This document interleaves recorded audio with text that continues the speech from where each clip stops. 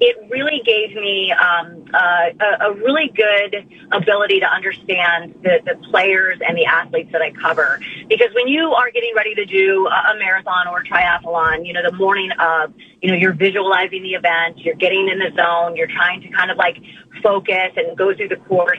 And I really can kind of put myself in the shoes of the athletes that I cover in terms of that. And then honestly, when I had the injury, I think I gained some perspective as well. What it's like to have to be sidelined, what it's like to have to go through, physical therapy and kind of get yourself back. And then, of course, the PTSD of coming back and really worrying about re-injuring. So everything that I've been through in my life, whether it be covering the sport or things that I've done physically myself, I really think it helps me be a better reporter because I can really kind of relate to the athletes that I cover. Right. And the reason I asked, and because 5 months ago, okay, now, so you're not trying to qualify for Boston. You're not reading up on the Grandma's Marathon in Duluth, Minnesota anymore. However, 2.9 miles, for somebody like me who hasn't felt his ribs in 30 years, 2.9 miles, the only thing I run from is my past. So then I'm looking for some stuff, to learn about Shannon outside of LaMelo and Josh Green, and we're going to talk about that momentarily. 5 months ago, Shannon ran 2.9 miles with a Charlotte Observer reporter for a video piece that I watched yesterday. Here's the question. How does one run at such a swift clip and talk at the same time? So I have a little insight for you. Women in general are really good at multitasking. And so I'm going to stick to that. My multitasking skills in terms of being a mom and running a house and physically running myself, I can handle more than one or two things at a time. So that's what I'm going to lean on right there. Yeah, but the reason for the question, Shannon, is doesn't it tire one out actually losing air by talking while running instead of conserving it during said run? I've got a lot of hot air. So, yeah. So I did okay. We didn't go too fast, and we stopped and walked periodically. So there's a little secret. It wasn't like a straight 2.9. Okay. But it was really fun. And Dayton James, he does a great job. I've done a couple of interviews with him. He's really creative in terms of thinking outside the box in terms of folks that live here in the Charlotte area and really kind of telling their story. And I think he does a fantastic job. So I was really honored that he did that profile on me for sure. So when it's covering the Charlotte Hornets as a television sideline reporter, Shannon, she's with the squad. She travels with the squad, knows the ins and outs, knows what to share and what not to share. It's a privileged job, and she's really good at it. With LaMelo Ball, what did the Minnesota Timberwolves get in LaMelo Ball? Yeah, I've done this mentally, right? The pros and cons. I think everybody has, right? Kind of done the pros and cons of this trade. I'm a huge fan of LaMelo Ball. I think that, I think he's fantastic. He's a really nice guy and nice kid. Every time I'd been around him, super respectful, really nice, always says hi, always gives you the time, always gives you the interview. The interviews, obviously you guys see those and he's got a certain style / way that he does things. And he's of course dynamic on the court. He's so fun to watch. There were so many times last year, especially because of course he played so many games and we really saw what he could do in on the court when he was healthy. There'd be so many times that he'd make a shot and I would just sit there and laugh because it was so incredibly just funny that he could make some of these shots. It would just be unbelievable. So they are absolutely getting a dynamic player who is a great locker room guy. The guys in the locker room love LaMelo Ball. He's joyful. Like he just brings just this great energy. And of course we know what he can do. He makes shots that no one can. It's wizardry when he's out there. But obviously the Charlotte Hornets, are building something and they have a vision. I've said this a couple of times, because I know there are people who love this trade and there are people that don't love this trade. And I will say this, Jeff Peterson did not fall asleep on Tuesday night and wake up on Wednesday morning and forget how to be a GM and a president. Right. They have a vision. They have something that they're building towards. They know what they want. And I trust in this organization, and I trust in this coaching staff. I've seen them work. I saw what they did last year, going from, of course, 19 wins to more than doubling that. And I have to put my faith in that they know what they're doing and they know what they're building. And that's what makes this so fascinating, because I think it's clear that on the Charlotte side, where Shannon works and lives, they're formulating the opinion. By the way, they traded Miles Bridges too. He has a checkered past, never went to jail, but nevertheless, maybe they were bored with him. And they drafted a point guard, and now they've moved LaMelo. So it's clear to me from afar, somebody is with LaMelo being like, we got 72 out of him last year, and that's an anomaly. So we know he's good. We know he's fast. We know he can shoot the three. We know he's one of the better rebounding guards in the NBA. But we're going to trade him because we're going to get out at the right time. Meanwhile, there are big-time decision makers here who are taking the approach of, we are getting him at the perfect time of his life. He's going. We know what the problems are and how we can patchwork it together. He's going to push the pace with Anthony. He's never had a player like Anthony, and we love what we've gotten. Somebody, maybe there's an in between, but somebody might be wrong. Yeah, no, I mean, you guys listen. I mean, I will tell you this about LaMelo Ball. He is fun to watch. He's great to be around. Like I said, great locker room guy, and fans love him. No matter where we go in the country, there are LaMelo Ball fans in the seats. They just love him. And yes, teaming up with Anthony Edwards is going to be so much fun to watch. You guys are going to be like, the Charlotte Hornets were must-see TV last year because of some of the amazing things they were doing, whether it was Khan or it was, a LaMelo, or certainly at the end, Kobe White, Brandon Miller, when he kind of got rolling, he was amazing to watch. You guys are going to be a lot of fun to watch, and particularly because of those two guys we just mentioned. Yeah, and as I told you in Los Angeles with that 1 hour we chatted with Spearfish Sammy, I have League Pass. I'm a big-time NBA fan. And like with the Hornets games on at generally 6 o'clock Central, and it's winter, so therefore we're not going outside much here. With these games, I come for Mike Cristaldi, and then I leave talking about Moussa Diabate. I always love that one. So I like what the squad is doing. But with LaMelo, when it comes to being a 6'7" rebounding guard, he can really, really rebound. Is that an in and out thing, or is he just innately because guards generally play so far from the basket, but he'll get you 6, 7, 8, 9 some games. Is that a calling card of his, being a good rebounding point guard? Yeah, and as he's been in the league a little bit longer, and last year we saw him put on some weight. Obviously, we saw him be healthy. We saw him really kind of use his body a little bit more last year, get a little more physical. And from what I've heard before this trade happened, he was in the weight room spending a lot of time trying to increase that body mass. Because you're right, LaMelo Ball's one of those guys, and I covered him for 2 years. You forget how large of a human being he is because he is so thin. He doesn't have the muscle mass. And then you get around him and you look and he's 6'7". He's a large human.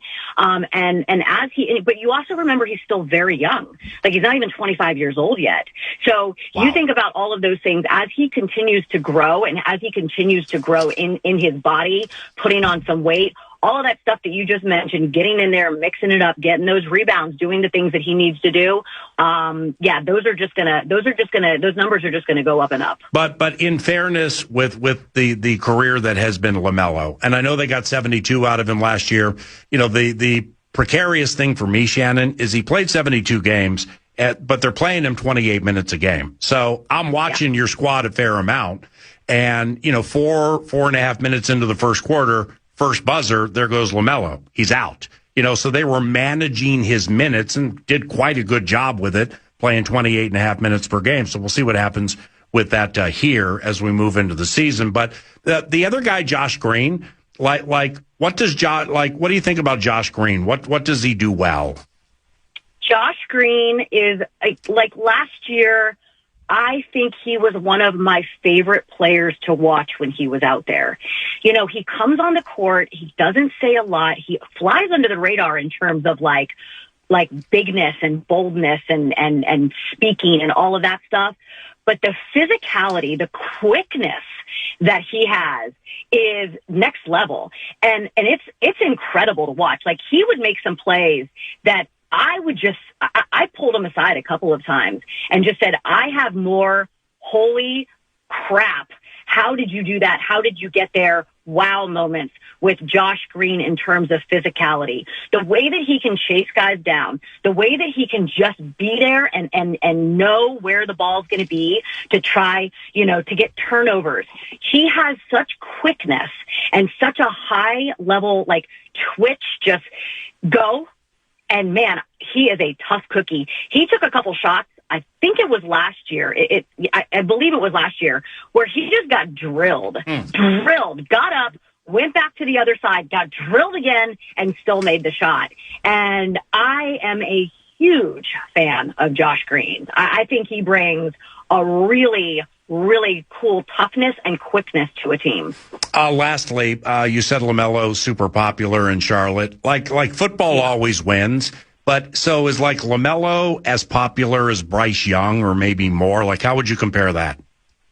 I would say more. Okay. I would say more. And, listen, I think, LaMelo has a certain vibe, right? He wears bright colors, and, his shoes are, kids all want it, and kids really, like, people you want to look at him, and you want to be around him, and he just gives off this aura, and he's just like this cool factor. So I do think that. Whereas Bryce is a little, he's quieter. He doesn't like, he's not as flashy as LaMelo Ball is, and people really love that flashiness from LaMelo. The way he plays, the way he dresses, the way that he acts, all of the above, and you'll see it. You'll see it everywhere you go. There will be LaMelo Ball fans there. They absolutely love him. Okay, last thing here. Shannon, as she's mentioned, she's a mom. She's a mom of twins, and she has a podcast called Sons and Daughters, and you can learn more about it at Shannon Spake via X, at Shannon Spake via X. Podcast is called Sons and Daughters. What's the podcast about? Yeah, so the podcast, it's really cool, and I've learned a lot by doing it. I think we just shot our 20th episode. It's an origin story. It's how do extraordinary people get there? We all start off as a son or a daughter. Every single one of us have that in common. What are the moments in our lives that propel some people to greatness, whether it be a decision that they made, a person in their life, a path that they took? And I've really learned so much about interviewing, because when we go into these interviews, Paul, like, you have your sort of your questions laid out. You have your start, your middle, your end. Kind of where you want this movie or this story, or however you want to do it, however you want to say it. You know how this timeline is going to go. Well, with this podcast, I don't know where my guests are going to take me, because I don't know. I mean, you can Google search and research and know where they went to school and know where they played AAU or things that happened in their lives. But when you get into like sort of the small little details, you just kind of have to let them take you there. And we've had some amazing guests, like Coach K was one of our guests, John Gruden. I'm getting ready to interview Sophie Cunningham, which I'm super excited about. Wow. If you're into the motorsports world, Ricky Carmichael was a guest of ours, Jamie Little. I've had musicians. It's been a really cool journey for me to learn how to interview differently and learn. We work in sports. We have such a unique opportunity to learn from the best of the best. Yep. When you sit in a room with a Bill Belichick, or you sit in a room with a John Shire, or a Coach K, or a Jeff Peterson, or a Charles Lee, these guys, or the players, right? These guys are the best at what they do. In the whole wide world, they're better than everybody else in the whole wide world. That's why they have these jobs. And so for me to be able to sit and talk to some of the most successful people about moments in their lives that made them this way, it's like a TED Talk every single week for me to get better and to become a better human and to learn how to grow myself. So it's been a really cool practice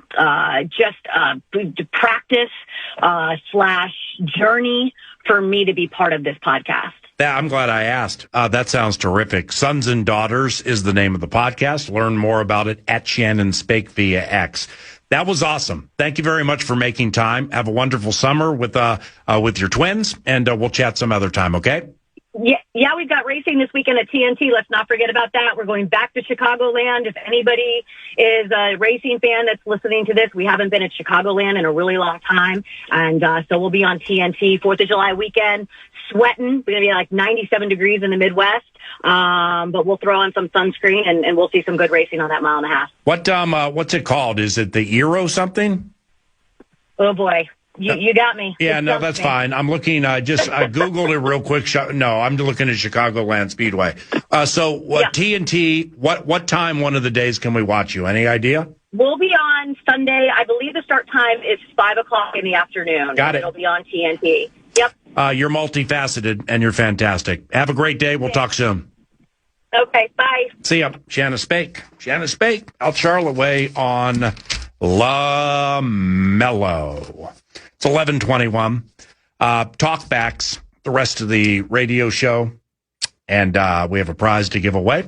We set one up earlier, and if it ain't for you, that's fine. You can get to the free iHeartRadio app and use the baby microphone that's tied to KFAN. Why is it tied there? Because we're your preset. And leave up to 30 seconds, dealer's choice.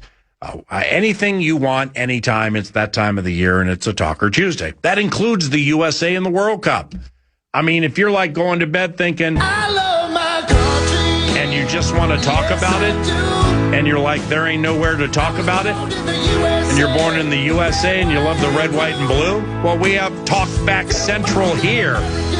So, USA World Cup team with a game tomorrow? Absolutely. Sing it, Seahawk. Before we go, the fan has a chance to win $2,500. Just enter the keyword. The keyword is TRIP. The keyword is TRIP. KFAN.com. Enter that keyword TRIP. It's PA. Time for two more. Weekdays 9 to noon on The Fan. From the 1-800 Ask Gary Traffic Center.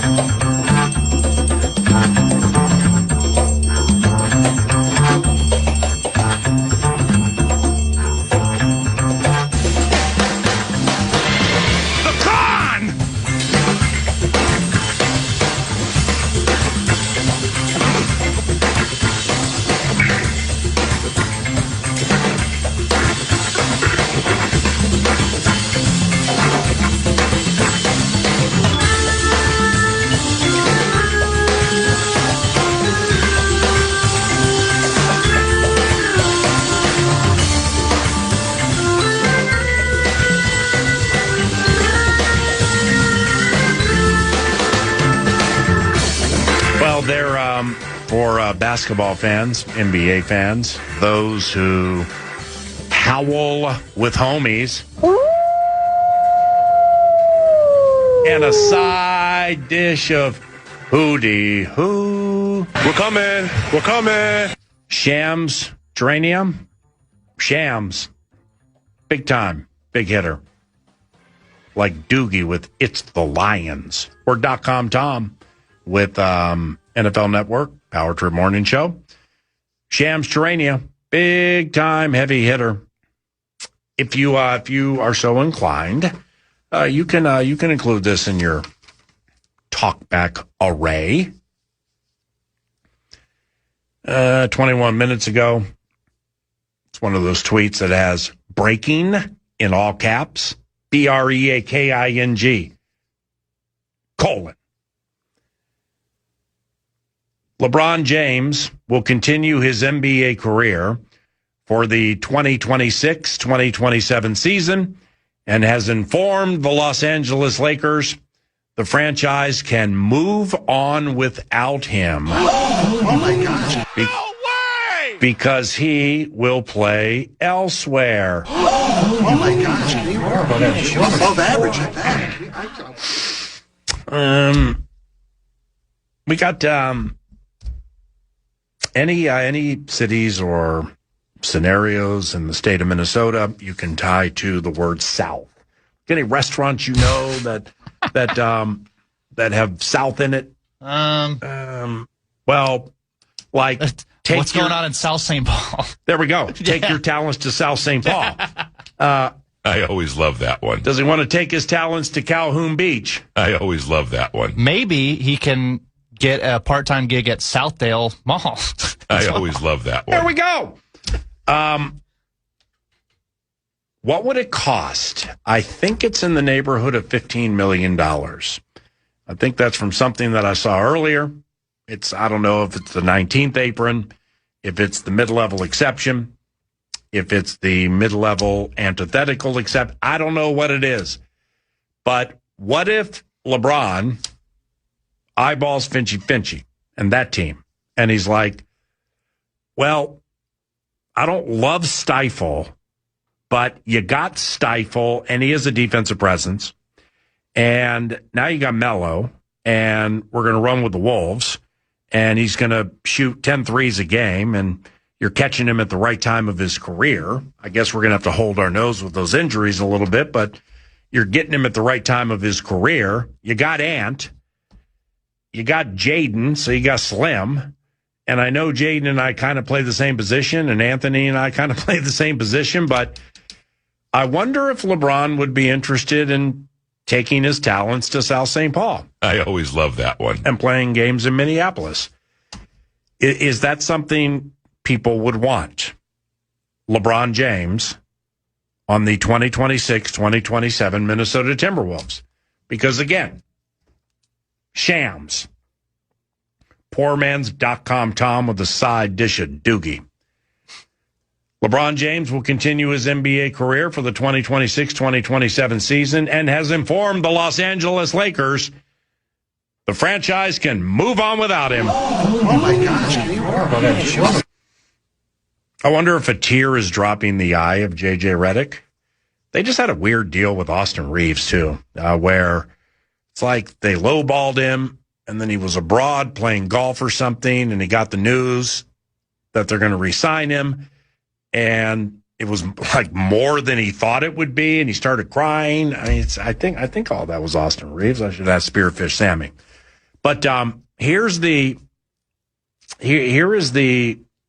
most recent LeBron James steam from watching them last year, because they're on later. I'm a League Pass guy, and it was quite fun when they had LeBron, Luka Doncic, and Austin Reeves going. So when they had their MB3, I mean, I'm not kidding you here. It's kind of like I say about Blakemore's team, and I mean it from the bottom of my heart. It's, as much as people may not want to agree with it or hope it doesn't happen, but with respect, it's if Michael Parsons had not gotten hurt last year, I think Green Bay was going to the Super Bowl. I always love that one. No, I don't always love that one. Florio, you can write what you want. It's okay. If Luka Austin Reeves, he got himself hurt and was in and out, and he was a shell of himself at the end of the season and whatever part of the postseason they played in. I mean, Luka ended up in Germany with some weird doctoral situation where they're doing weird things to try to fix his hamstring, his knee, his ankle, or whatever was happening at that time. And he never came back. His hamstring. He never came back. When they had that little MB3 going with Luka, LeBron, and Austin Reeves, yeah, I'm not saying they would have beaten San Antonio or OKC. In fact, I don't think they would have beaten them. OKC, same thing with Jalen Williams. If Jalen Williams stays healthy, I think they beat San Antonio and get to the finals. But he didn't. That's just all part of the thing. Dante DiVincenzo here. I mean, DiVincenzo lights out in the postseason, looking like arguably the best guy on the team. In fact, he was when Anthony was hobbled in the postseason. And but he got hurt and things go kaput. With the LA Lakers, the single biggest key for them last year was the aforementioned self-proclaimed king willing to take the third role in MB3. Need me to play 19 because I'm old and tired? I'll do it. Need me to play 36 and be a facilitator before a score? I'll do it. Need me to take this thing over because I'm still not only one of the best in the history of the NBA, I'm still quite good. If these kids sleep on me, I'll do that too. I really, really gained, not respect, but had admiration for LeBron James last year this is self-proclaimed king. The conversation is not, who's the best in the history of the NBA? Michael Jordan or Ricky Davis? I always love that one. Michael Jordan or Larry Bird, and which way is Malik Beasley betting? I always love that one. It's LeBron or Michael or LeBron. I couldn't care less which way you formulate your opinion. They're both elite, different eras, impossible conversation to have, in my opinion. But to get there, LeBron had to have some Oscar Robertson to him, where my man, is like trying to average a triple-double. And the older he gets, pumps, I think, $1.6 million into his body during the course of off seasons with nutrition and stuff like that. And LeBron was eye-opening to me last year in that he was like, Luka's younger and he does this, and Austin's younger and he's better at this. So I'm your 3 in the MV3. DeAndre Ayton's either the half or the 1, depending on how he feels that night. And then they got hurt and they got bounced. So it's over for LeBron in Los Angeles. And LeBron has too much money and he's too far down the road in his career to play I'm going to plant something with Shams, and then I'm just going to squeeze them in the squeeze for every single thing they have. No, he's gone. He's done. He's not playing for the Lakers. It's all over, Johnny. How do we get him here? LaMelo, Anthony Edwards, McDaniels, Stifle, LeBron, the Duke three-point shooter off the bench, DiVincenzo on the mend, Shannon Jr., by the way, with an entire offseason to figure out this defensive thing. I mean, you talk about a common thread narrative here. People getting pissed off he's not playing. Then he plays, scores 18 in about 4 minutes, but he gives up 22 in 6 minutes because he ain't paying attention to the defensive aspect. And Terrence Shannon Jr., what an unbelievable opportunity in front of you right now, my man. If you can figure out the defensive schemes and what Finchie and Prigioni are expecting, you're going to play a lot. So, he'd be part of the mix. Jalen Clark locking somebody down on the perimeter with that defense and the strong upper body and figuring out how to hit, 2.8 out of every 10 shots he takes from the outside. If he can get that up to 4.1, that'd be sweet. And so on and so on and so on and so on and so on. Squad! But LeBron, do we have the cash? Do we have a working cell phone number for something called Rand Paul? And as the talkback machine would go, is this something with which we flirt? I mean, if you're running the organization, if you got the ear of Trader Tim and you have the capital to do it, is this something in which you'd be interested? I say 10 of 10, yes. And it's about an experience and a maturity factor where Anthony and LaMelo and Jaden, they're young, and LeBron's not, and he's seen a lot, seen more than them, won more than them. It's kind of like, it has some 2009 Brett Favre to it with the Minnesota Vikings. Yeah, LeBron's had a Brett Favre-esque career in the NBA, so it's not a bad comp. And you got kids who sometimes run astray, and surrogate dad there to say, you want to win a championship? Let's do it this way. Now I've really talked myself into it. Holy cow. All right, we got to pause. I got to calm down. Be right back. It's PA. He's an elite horse racing mind, and he's also a really lucky horse racing picker.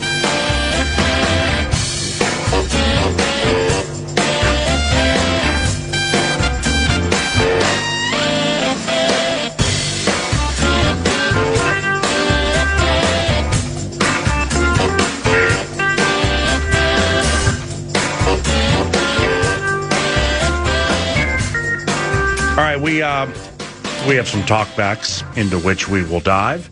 This portion of the radio show is called The Postgame, provided by Owl Roofing. Who? OwlRoofing.com. Give it a look. Wise new owls, very wise with what they do.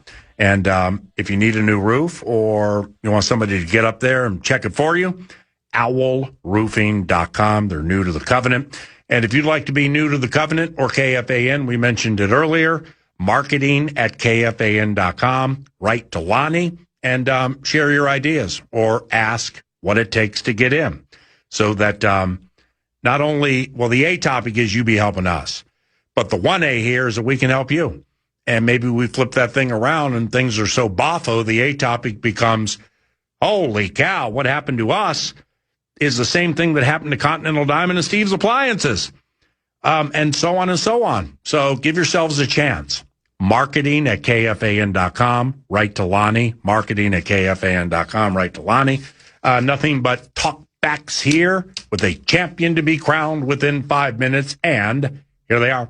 We got plenty of directions to go. We'll start with this one. Hey, PA, Landon here. Say what you want about LeBron. You love him, you hate him.